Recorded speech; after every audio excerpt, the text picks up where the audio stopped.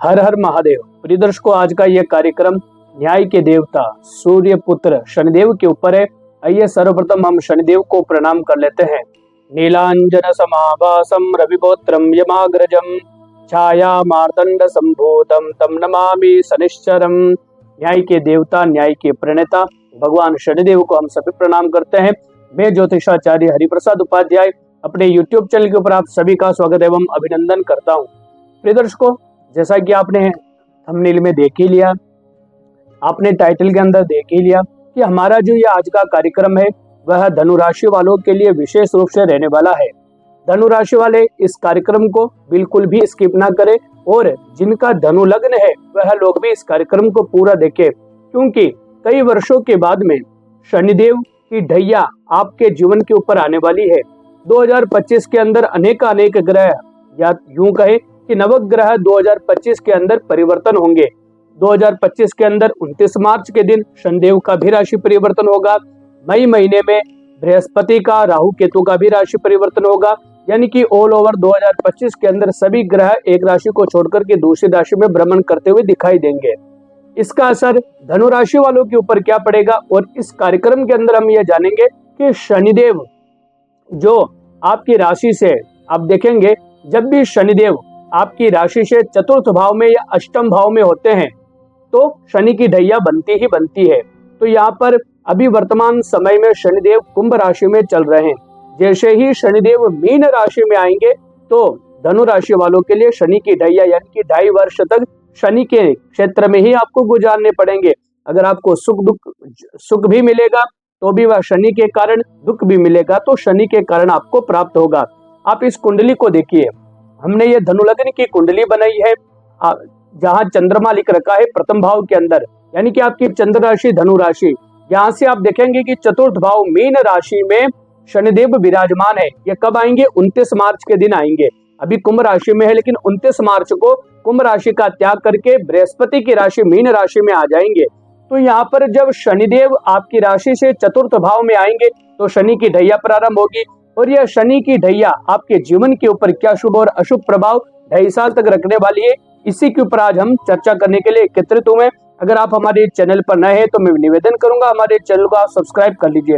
आइए हम इस कुंडली का विश्लेषण करते हैं, और विश्लेषण के माध्यम से हम जानते हैं कि धनु राशि वालों के लिए 2.5 वर्ष कैसे रहने वाला है। पहले आप बहुत गौर से इस कुंडली को देखिए। शनिदेव विराजमान है बृहस्पति के घर में, यानी कि आपकी राशि से चतुर्थ भाव में। आपकी राशि के अधिपति भी बृहस्पति है। शनि की 3 दृष्टि पूर्ण दृष्टि मानी जाती है, आप सभी को पता होगा। अगर नहीं पता है तो नोट कर लीजिए। शनिदेव की तृतीय दृष्टि पूर्ण दृष्टि होती है, शनिदेव की सप्तम दृष्टि पूर्ण दृष्टि होती है, और दशम दृष्टि पूर्ण दृष्टि होती है। यानी कि शनिदेव जहां पर बैठते हैं उस भाव के ऊपर तो अपना प्रभाव डालते ही डालते हैं, लेकिन 3, 7 और 10 इन भावों के ऊपर भी अपना पूर्ण प्रभाव डालते हैं। आप देखेंगे इस कुंडली के अंदर चतुर्थ भाव में बैठकर के आपकी राशि से षष्टम भाव को तृतीय दृष्टि से पूर्ण दृष्टि से देख रहे हैं। आप देखेंगे आप कि वृषभ राशि के ऊपर शनि का प्रभाव है, और दशम भाव के ऊपर यानी कि कन्या राशि के ऊपर भी शनिदेव का प्रभाव है, और लग्न पर यानी कि आपकी राशि के ऊपर दशम दृष्टि से भी शनिदेव का प्रभाव बनने वाला है। अब आप एक बात को बहुत गौर से समझिएगा। शनिदेव वृषभ राशि में देखेंगे तृतीय दृष्टि से षष्टम स्थान को, तो वृषभ राशि के स्वामी कौन है? शुक्र है। तो यहाँ पर शनि और शुक्र अति मैत्री है, दोनों के बीच में मित्रता है। तो हो सकता है कि तृतीय दृष्टि शनि की अशुभ ना हो आपके लिए। सप्तम दृष्टि से आप देखेंगे कन्या राशि को देख रहे हैं, दशम भाव को। तो सप्तम दृष्टि जो कन्या राशि के ऊपर गिर रही है, कन्या राशि किसकी है? तो बुध की है। बुध और शनि भी दोनों भी अत्यधिक मित्र हैं। शनिदेव के शुक्र भी मित्र हैं तो बुध भी मित्र हैं। तो हो सकता है कि सप्तम दृष्टि भी शनि की अशुभ ना हो और शुभ हो। शनि की एक दृष्टि पूर्ण दृष्टि दशम भाव यानी कि आपके लग्न के ऊपर, आपकी राशि के ऊपर है। अब बृहस्पति और शनि का क्या संबंध है तो मैं आपको बता दूं, शनि और बृहस्पति दोनों समभाव रखते हैं, ना तो कोई मैत्री रखते हैं ना कोई अपनी दुश्मनी रखते हैं, समभाव में रहते हैं। आइए अब हम जानते हैं कि 2.5 वर्ष तक आपके ऊपर, क्योंकि चतुर्थ भाव के ऊपर भी शनि का प्रभाव रहेगा, षष्टम भाव के ऊपर भी शनि का प्रभाव रहेगा, दशम भाव के ऊपर भी शनि का प्रभाव, और आपके लग्न यानी कि आपकी राशि के ऊपर भी शनि का प्रभाव रहेगा। एक बात आपको ध्यान रखना है कि शनिदेव की 2 दृष्टि अच्छी है और 2 दृष्टि ज्यादा अच्छी नहीं कह सकते हैं। तृतीय दृष्टि बहुत अच्छी रहेगी, सप्तम दृष्टि और उससे भी ज्यादा अत्यधिक शुभदायक रहेगी। शनि की 2 दृष्टि बहुत अच्छी जाएगी, लेकिन 2 दृष्टि यानी कि जिस स्थान पर बैठे हैं और जिस स्थान से 7 दशम दृष्टि से देखेंगे, हो सकता है कि वहां से थोड़ी सी आपको टेंशन और चिंता रह सकती है। कहाँ आप इस कुंडली को देखिए, बृहस्पति से समभाव रखते हैं शनिदेव। सम का मतलब क्या हुआ? उदासीन, कोई नयापन नहीं होना। तो शनि जब आपके जीवन के अंदर ढैया के रूप में प्रवेश होंगे 29 मार्च के दिन, तो सबसे ज्यादा आपका स्थान परिवर्तन हो सकता है। इसका योग बना है। पारिवारिक कलेश बढ़ सकता है, माता के स्वास्थ्य में गिरावट आ सकती है। माता के स्वास्थ्य को लेकर के बहुत ज्यादा आपको सचेत रहना पड़ेगा, क्योंकि चतुर्थ भाव में शनि होने के कारण, बृहस्पति की राशि में होने के कारण स्थान की हानि शनिदेव कर सकते हैं। यहाँ पर शनि चतुर्थ भाव में होने के कारण, चतुर्थ भाव जमीन जायदाद भूमि वाहन मकान का होता है। यहाँ पर इन चीजों का भी आपको लेन देन में काफी सावधानी रखनी है। हो सकता है कि आपका हक कोई दूसरा छीन के ले जा सकता है और आप कुछ भी ना करें। यह सब शनि के प्रभाव से संभव हो सकता है। इसलिए अगर ऐसी कंडीशन बनती है तो प्रिय दर्शकों, आप शनि की आराधना करना स्टार्ट कर देना। पारिवारिक कलेश के कारण अत्यधिक मानसिक तनाव में आप ये 2.5 वर्ष निकाल सकते हैं। कुछ हो सकता है कि आपके पास अधिकार हो, आपके पास कोई पद हो, तो पद से विच्छेद भी शनिदेव की दृष्टि से आपके होते हुए दिखाई दे रहे हैं। माता के साथ में संबंधों में मधुरता नहीं बनेगी। हो सकता है कि कहीं ना कहीं प्रकार से माता और आपके बीच में विच्छेद के योग भी बन सकता है। इसलिए अगर जब ऐसी कंडीशन बने तो चुपचाप आप शनिदेव के मंदिर में और शनिदेव के मंत्र का जाप करना स्टार्ट कर दीजिएगा, ताकि यह प्रॉब्लम आपके जीवन में ना बने। शनि की 10वीं दृष्टि लग्न पर पड़ेगी, यानी कि आपकी राशि पर पड़ेगी। प्रथम भाव न्याय का है, प्रथम भाव जीवन का है, प्रथम भाव मस्तिष्क का है, मान सम्मान का है, शोहरत का है। तो हो सकता है कि इनमें कहीं ना कहीं कमी आए। हो सकता है कि आपकी मानसिक स्थिति, मस्तिष्क आपका नकारात्मक ऊर्जा में ज्यादा एक्टिव हो जाए। तो यहाँ पर भी आपको काफी सावधानी रखनी है। प्रियदर्शकों, शनि चतुर्थ भाव में है। चतुर्थ भाव क्या है? भौतिक सुख संपत्ति का है, भौतिक सुख सुविधाओं का है। तो यहाँ पर कहीं ना कहीं भौतिक सुख सुविधा से वंचित आप रह सकते हैं। आप अपनी प्रेमी या प्रेमिका के साथ में इतना आप खुल करके नहीं रह पाएंगे, या फिर इतनी पर्सनल लाइफ आपकी अच्छी नहीं बनेगी। तो यहाँ पर अगर आप पर्सनल लाइफ को भी मजबूत करना चाहते हैं तो निश्चित तौर पर आपको जो है शनि की आराधना करनी है। आप देखेंगे धनु राशि से शनिदेव की जो राशियां बनती है वो धन भाव और पराक्रम भाव यानी कि सेकंड और तृतीय हाउस के स्वामी होते हैं शनिदेव। यहाँ पर शनिदेव एक चीज अच्छी करेंगे, क्योंकि धन भाव के अधिपति होकर के चतुर्थ भाव में बैठने के कारण, केंद्र का बल प्राप्त होने के कारण शनिदेव आपकी फाइनेंशियल कंडीशन को बहुत मजबूत बनाएंगे। शनि की तृतीय दृष्टि षष्ठम स्थान पर गिरेगी तो होगा क्या? शत्रु तो बहुत होंगे, लेकिन शत्रु आपका कोई कुछ नहीं बिगाड़ सकता, क्योंकि शुक्र के घर पर शनि की दृष्टि गिर रही है और शुक्र का सपोर्ट, शुक्र का साथ शनिदेव को प्राप्त होगा। और जब शनि अपने मित्र के घर को देखेंगे, षष्ठम स्थान को, तो कितनी भी भयंकर बीमारी आपके जीवन में क्यों ना हो, कितनी भी भयंकर बीमारी से आप क्यों ना जूझ रहे हो, शनिदेव की कृपा से 29 मार्च के बाद में भयंकर से भयंकर बीमारी से भी शनिदेव आपको निजात यानी कि मुक्ति दिला सकते हैं।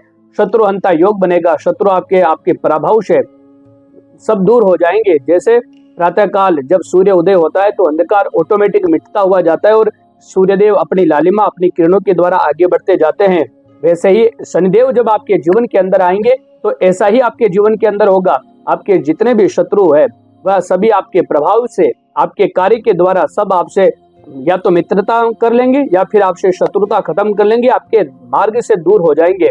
ये बहुत अच्छी बात है। और दूसरा, माता से आपका संबंध या माता के स्वास्थ्य में गिरावट हो सकती है, लेकिन मामा के साथ में आपका संबंध अच्छा बनेगा। मामा से सपोर्ट आपको प्राप्त हो सकता है। तो यहाँ पर ननिहाल से सुख प्राप्ति के पूर्ण रूप से चांस बने हुए। प्रियदर्शकों, शनि जब अपनी सप्तम दृष्टि से दशम भाव को यानी कि आपके कैरियर को देखेंगे, आपके कार्यक्षेत्र को देखेंगे, तो निश्चित तौर पर, क्योंकि वहां पर बुध की राशि है कन्या राशि, बुध और शनि का मैंने पहले ही बता दिया कि दोनों का संबंध मित्रता वाला संबंध है। तो निश्चित तौर पर शनिदेव की कृपा से ये 2.5 वर्ष आपके कार्य को लेकर के, कार्य क्षेत्र को लेकर के काफी अच्छा रहने वाला है।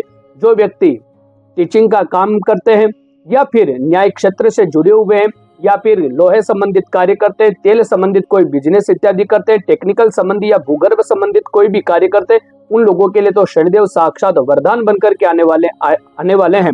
और साथ ही साथ धनु राशि वालों के लिए सबसे अच्छी बात है, अगर आप किसी भी स्पोर्ट्स से जुड़े हैं, खेल जगत से आप जुड़े हैं, तो ये 2.5 वर्ष आपके खेल जगत में आपका नाम रोशन करने वाले रहेंगे। आप देश के अंदर या विदेश के अंदर बहुत ज्यादा ख्याति, पद प्रतिष्ठा और गौरव की प्राप्ति करेंगे और साथ ही साथ मेडल इत्यादि भी आप प्राप्त करेंगे खेल से। लेकिन अगर आप राजनीति से जुड़े हैं और अगर आपने झूठ का सहारा ले रखा है, तो मैंने पहले ही बताया शनि की दशम दृष्टि लग्न पर होने के कारण अगर आपने कोई भी कुकर्म किए, पाप कर्म किए या फिर राजनीति में रहकर के अगर आपने लोगों के साथ गलत व्यवहार किया, दुर्व्यवहार किया, तो हो सकता है कि 2.5 वर्षों के अंदर आपके पास में जो पद है, आपके पास जो भी प्रतिष्ठा है वह धूमिल हो सकती है, उनको दाग लग सकता है। अगर आपको लगता है कि हमने ये पाप किया है तो निश्चित तौर पर आप उस पाप का प्रायश्चित कर लीजिए, अभी भी आपके पास समय बचा है। नहीं तो 29 मार्च के बाद में शनिदेव ऐसा प्रायश्चित करवाएंगे कि आप जन्मों जन्मों तक याद रखेंगे। मैं डरा नहीं रहा हूं, मैं आपको सचेत कर रहा हूं। मेरा 3 महीने पहले वीडियो बनाने का भी मकसद यही कि आप सचेत हो जाए। ज्योतिष क्या होती है? ज्योतिष होती है भगवान की आंखें, ईश्वर के चक्षु ज्योतिष। जिस प्रकार कांच के सामने खड़े होने पर हमारा पूरा स्वरूप दिख जाता है, जहां जो मिस्टेक होती है कांच के द्वारा हम अपने आप को सही कर सकते हैं, वैसे ही ज्योतिष के द्वारा हम अपना भविष्य देख करके यह तय कर सकते हैं कि हमारे लिए क्या सही है और क्या गलत है, हमको क्या करना चाहिए। इसलिए मैं 3 महीने पहले ये वीडियो लेकर के आया हूं कि आप सचेत हो जाइए। अगर आपने अच्छा कार्य किया है धनु राशि वालों, तो आपको डरने की बिल्कुल भी जरूरत नहीं है, क्योंकि नवग्रहों में सबसे प्रमुख स्थान रखने वाले न्याय के देवता शनिदेव है और शनि कभी किसी का बुरा नहीं करते हैं, वह तो अपने भक्तों का हित ही चाहते हैं। इसलिए डरने की आवश्यकता नहीं है, क्योंकि कार्य क्षेत्र को लेकर के शनिदेव वरदान बन के आने वाले हैं, शत्रु के लिए साक्षात यमराज बन के आने वाले हैं। अगर आपके कितने भी शत्रु आपके ऊपर प्रभावी हैं, आपको लगातार परेशान कर रहे हैं, तो हो सकता है कि 2-3 महीने आप थोड़ा इंतजार कर लीजिए। जैसे ही आपका टाइम अच्छा आएगा तो निश्चित तौर पर आपको शनिदेव का बल प्राप्त होगा और आप अपने शत्रु पक्ष को है, पूरे शत्रु दल को आप विध्वंस कर देंगे शनिदेव की कृपा से। ऑल ओवर शनि की ये ढैया आपके लिए काफी अच्छी है, लेकिन न्याय के क्षेत्र के अंदर या न्यायपालिका से आपको हार का सामना करना पड़ सकता है। अगर आपने गलत कर्म किया है तो किसी पद प्रतिष्ठा से आपको विमुख होना पड़ सकता है। माता के स्वास्थ्य में गिरावट दिख रही है, जमीन जायदाद का लेन देन करते हैं, वाहन का लेन देन करते हैं तो बहुत सावधानी रखें। अगर यह संभव है कि आप अपनी पत्नी के नाम पे, माता पिता के नाम पर अगर कोई वाहन या प्रॉपर्टी खरीद सकते हैं या पुत्र के नाम पे, तो ज्यादा अच्छा रहेगा कि इन 2.5 सालों के अंदर उनके नाम पर आप खरीदे। तो दोस्तों ये रहा धनु राशि वालों के लिए शनि के 2.5 वर्ष कैसे जाने वाले हैं 29 मार्च 2025 से, उसका मैं ये विश्लेषण आपको आपके सामने प्रस्तुत किया। अगर आपको ये विश्लेषण अच्छा लगा है तो आप निश्चित तौर पर हमारे चैनल को सब्सक्राइब कीजिए और साथ ही साथ ये वीडियो धनु राशि वाले अपने जितने भी इष्ट मित्र उनके पास में आप पहुंचाने का कष्ट करें। एक बार मेरे साथ में सभी बोलेंगे जय शनिदेव।